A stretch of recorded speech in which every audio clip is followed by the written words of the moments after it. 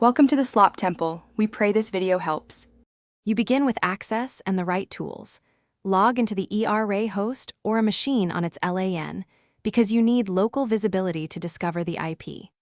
Once connected, open a terminal or PowerShell and confirm netstat/ss and ipconfig/ifconfig are available.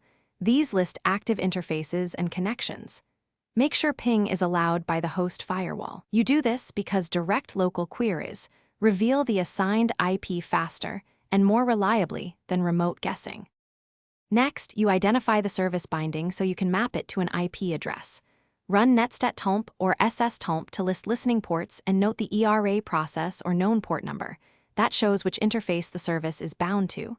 Then run ipconfig or ifconfig to list interface addresses and correlate the interface name to the address shown by netstat. Once done, you'll know whether ERA listens on 0, 0, 0, 0, a specific LAN IP, or localhost only. Finally, confirm the IP by testing connectivity. Use ping and then curl or a browser to the service IP and port.